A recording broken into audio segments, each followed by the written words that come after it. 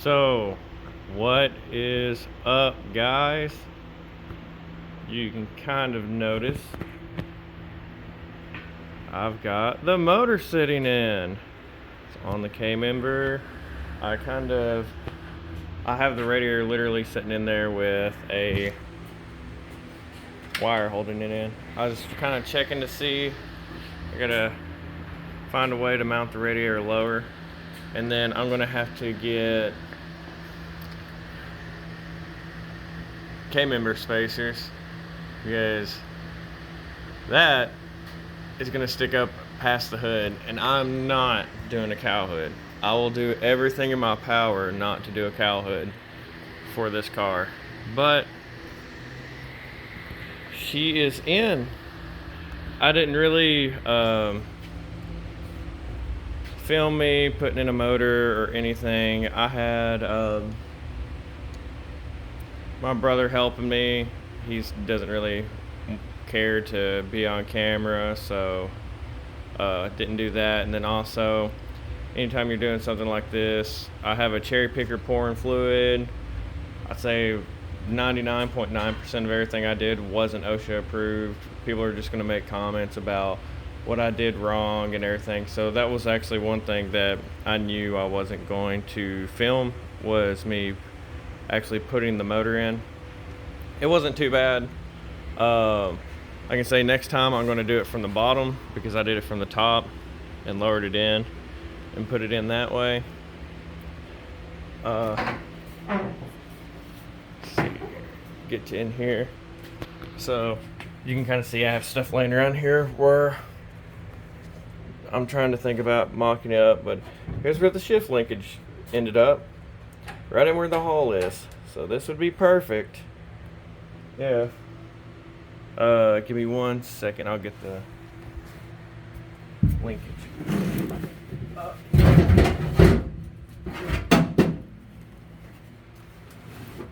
So this would be perfect if I could find a way to shorten it. So I'm gotta figure something out there, because let's put it about where it's supposed to be. So shifter will be right here, which isn't too as bad as I thought it would be, but still it's like almost right there by the handbrake. So I would like to do something about this. There has got to be someone out there that has done something. Whenever the S197 chassis came out and someone had a Fox body, there has to be someone that did this swap. Someone out there has done this and knows like the grounds to how to do this, other than just having the shifter way back here. But other than that, I don't really have much for this week. I just wanted to give an update. I do have the motor in. It did take a while. It was a little bit of a struggle, and hopefully I'll have more for you next week. Just right now, this is more of like an update video of what's going on. I got to figure out some wiring. Of course, I've already been putting some wiring on both sides. I know this goes to the air intake, but it's kind of one of those things. I'm mocking everything up, and I'm trying to figure out how to make all this work. So you can see right here, if I can just set it, airbox is not going to work with how I have everything set up right now. Dude, guys, I'm sorry. I keep spacing out because there is a fly harassing me on my arms, on my face, and everything right now. But anyways, so I have to go through this. So yeah, I know what some of this is. I really do, but I was a Nissan tech, so I'm not familiar with some of this. I don't know what this is. I think it's for amps, which I don't need.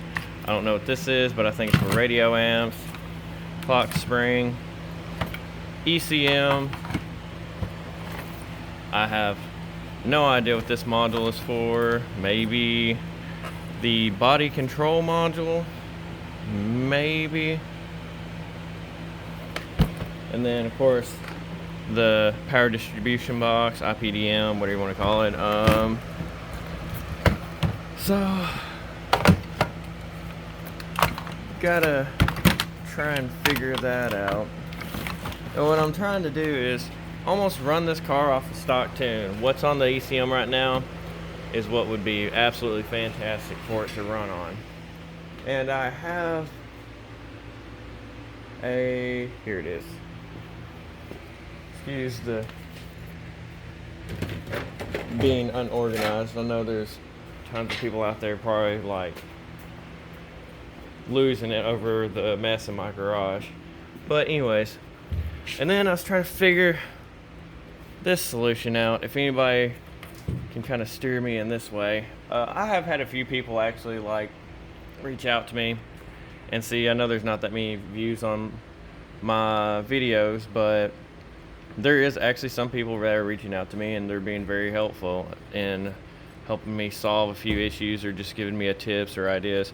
But trying to figure out on this fuel pump for the stupid fly, but this fuel pump for the S197 Mustang that I got my motor and everything out of.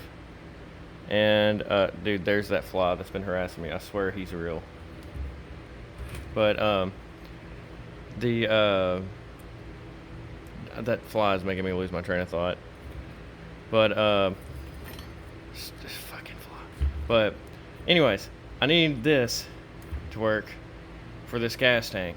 And I'm just wondering, because it's just a smooth ring. It's not like some that have grids and all that stuff and they have bumps and everything. So what I'm trying to figure out, also, this gas tank is still full of fuel. So there is that. But I want to know if there's any way I can just cut a new hole and put this down in there and like bolt it down somehow and actually have the S197 connectors for it, just so everything's plug and play. It's like the main idea and goal of this whole thing is everything's plug and play. Just a Fox body, which is a chassis for basically S197, I mean not that, SN95 and New Edge cars, and Fox bodies. So there's a big platform of all kinds of chassis stuff I can do. And then the 3-valve motor, that's actually a difficult thing, but it's more modern, and I'm more used to more modern stuff. The motor that came out of here was carbureted.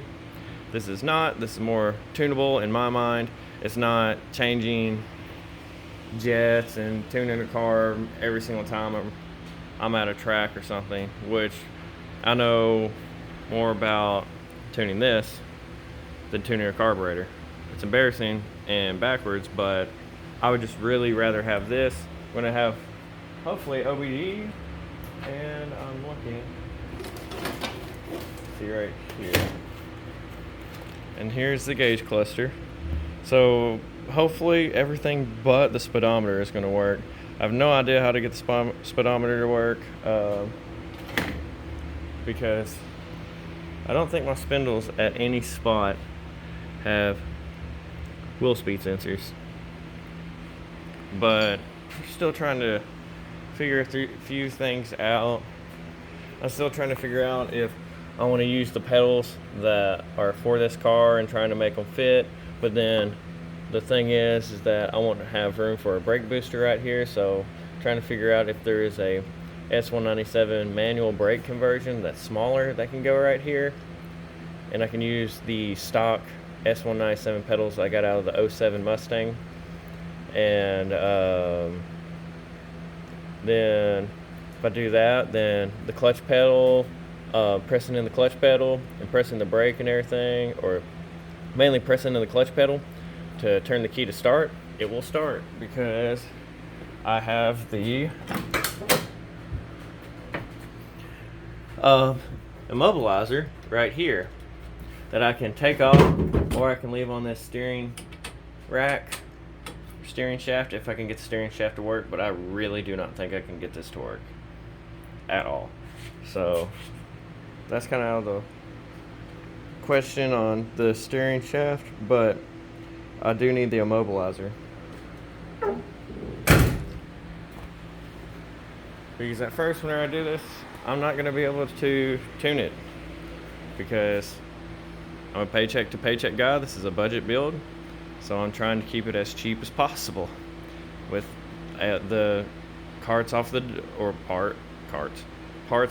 donor car that I got. There's a few things that I gotta put on, like the throttle position sensor, and then there's 2 cam position sensors down here that were crushed from the wrecked car I pulled this out of, and I'm literally banking everything on that this runs. So hopefully it runs. The person I got it off of said it runs, but I have no idea. Plus, maybe it did run, but does it run now? Was it knocking? Like, is it about to spin a bearing? I have no idea. So this is a lot of gambling on this, and going to work to get it wired up to where I can start it. That's the next phase right now, is trying to get this motor started to make sure it's good and I'm not wasting my time. Because truly, for this motor and everything, the K-member I got and all that, it can fit a Coyote.